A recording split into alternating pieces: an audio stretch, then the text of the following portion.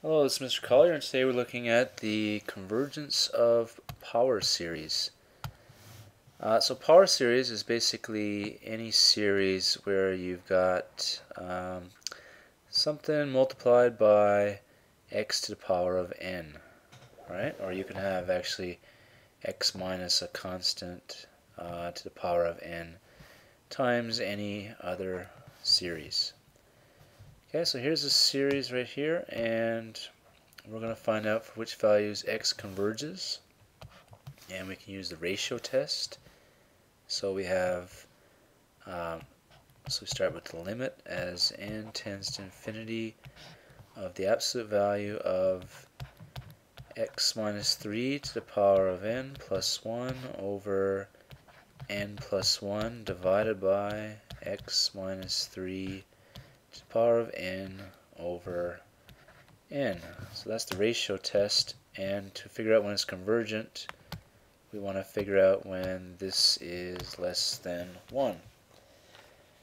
Okay, so then we're going to have limit as n tends to infinity of, we've got, well, we're going to multiply by the reciprocal, and we're going to have x minus 3 to the power of n plus 1 over x minus 3 to the power of n.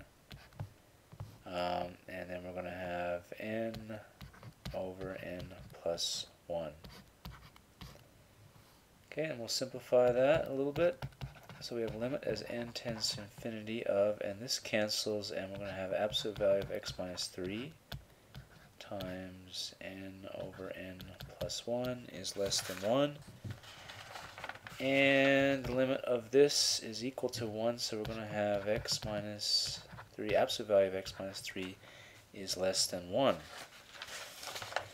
Okay, so we call this, when we get down to just this part, then we call the interval, or the radius of convergence, we call it 1. And we're going to work out the interval right now of convergence. It's going to be, actually I don't need the absolute value sign anymore. So if absolute value of x minus 3 is less than 1, then we have x minus 3 is less than 1 is greater than negative 1. And we can add 3 to each part of this, and we get x is less than 4, and x is greater than 2. Okay, so we have that from the ratio test, but now we have to check actually when x is equal to 2 and when x is equal to 4 to see if it converges for those values as well. So if x equals 2, we have the series becomes, so if I plug in 2 here, I'm going to get negative 1 to the power of n over n, which is the alternating harmonic series, which we know converges. Converges by alternate series test.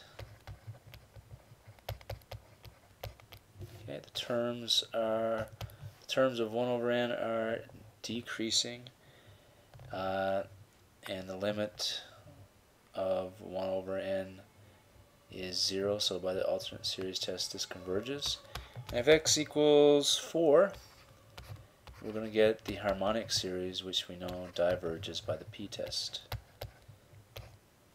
So we have the the actual interval of convergence is x is less than 4 and greater than or equal to 2 is what we call the interval of convergence. So it converges for all of those values of x. Next, we actually haven't seen this yet, but we'll see it later. This here is actually equal to e to the power of x, which we'll see later. But we're going to find now the values of x for which this power series converges by also doing the limit test again. By doing the ratio test, I mean. So the limit as x tends to infinity of absolute value of x to the power of n plus 1 over n plus 1 factorial divided by x to the n over n factorial equals, and this should be an n here, sorry, limit as n tends to infinity of, okay, that's going to give you a absolute value of x, and this is going to give you n factorial over n plus 1 factorial, which equals limit as n tends to infinity of absolute value of x times 1 over n plus 1. Okay, so this limit goes to 0, so we have the whole thing equals 0. Okay, so 0 is always less than 1, so by the ratio test, it doesn't matter what x is, you're always going to get less than 1. So this converges for all x in the real numbers. Okay, which makes sense because this is actually equal to e to the x, which is a continuous function, right? So it converges for all x in the real numbers. Next we have this one, and we're going to do the ratio test again to find the interval of convergence. So the limit as n tends to infinity of the absolute value of n plus 1 factorial times x to the power of n plus 1 divided by n factorial x to the power of n, which equals the limit as n tends to infinity of n plus 1 times absolute value of x. So this goes up to infinity, the whole thing goes to infinity, which is greater than 1, so it diverges by ratio test. Okay, so it looks like this power series is never convergent, but the ratio test doesn't work here if x equals 0 because you're dividing by 0, so we have to check the case x equals 0. And if x equals 0, then this becomes the sum from n equals 0 to infinity of n factorial times 0 to the power of n, which is just adding a bunch of zeros together, so it does converge to 0. Okay, so therefore this series, this power series, converges only for x equals 0. Diverges elsewhere. Okay, so we call it interval convergence, and we call this value the radius of convergence. Okay, so when we get down to this part, when it's less than that value, we call that the radius of convergence. So it's always half the distance of the interval of convergence, actually. So when I get that by the same procedure with this series right here, as we were just doing with the ratio test. So we're going to have the limit as n tends to infinity of the absolute value. I can ignore this negative sign because the absolute value will get rid of it. So we're going to have 3 to the power of n plus 1 times x to the power of n plus 1 over root n plus 2 divided by 3 to the power of n times x to the power of n over root n plus 1. Okay, and we get limit as n tends to infinity of 3 to the power of n plus 1 over 3 to the n times x to the n plus 1 over x to the n times root n plus 1 over root n plus 2. Simplifying that, we get this is going to give you 3 to the power of n, or just 3, sorry, that's going to give you 3. It's going to give you absolute value of x, and this is root n plus 1 over n plus 2, and the limit of that is going to be 1. Okay, so we're looking for the interval convergence, so it converges when this is less than 1. And the limit here is going to be, okay, 3 times absolute value of x is less than 1. Therefore, absolute value of x is less than 1/3. So the radius of convergence is 1/3.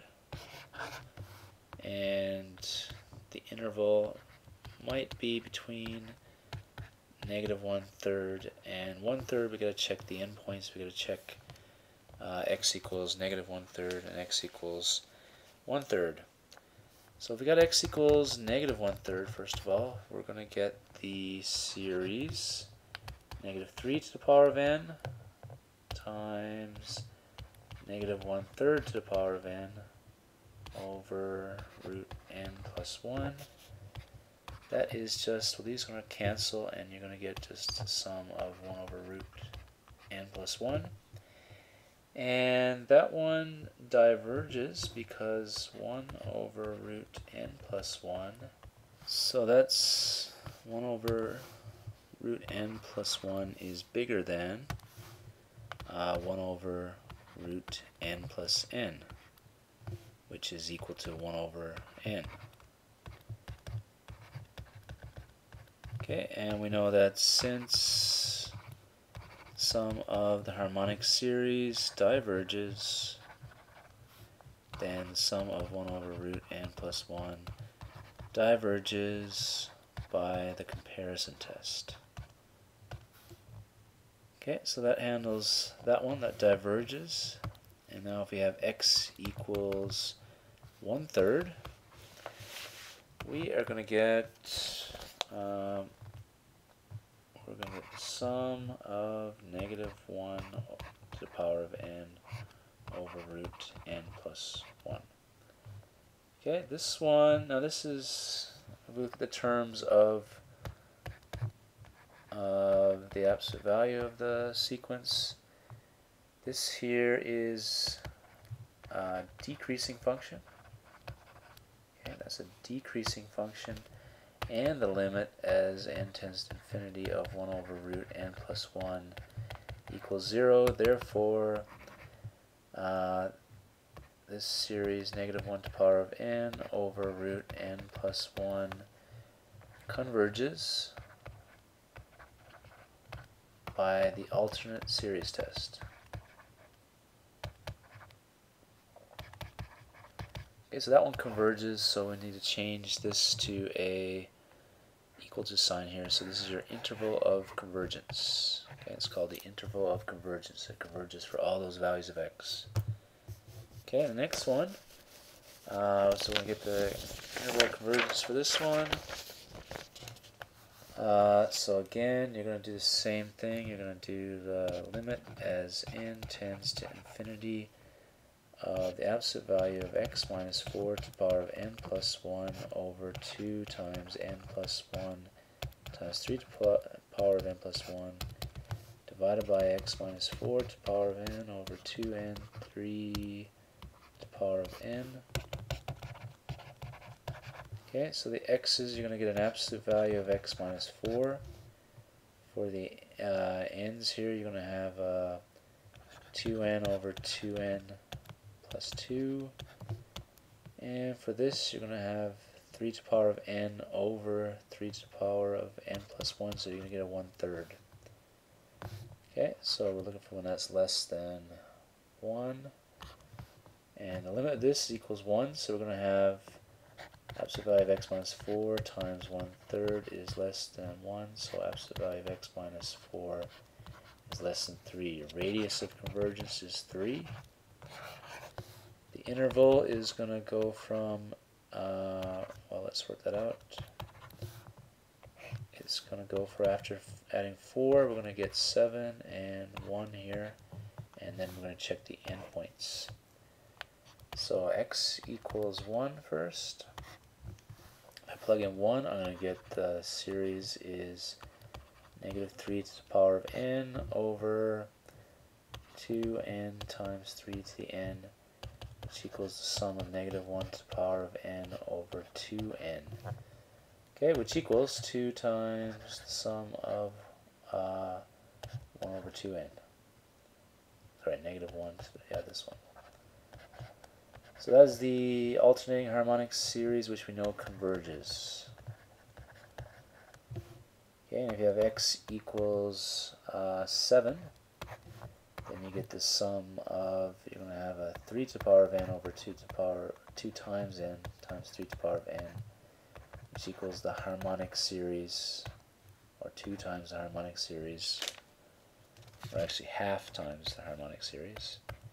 which diverges. Okay, so your interval of convergence is going to include this one. Okay, lastly, there's a theorem that says that you can differentiate or integrate term by term over any interval lying within the interval of convergence. So if we take a look at this integral, this is from example 3 that we just did. And in example 3,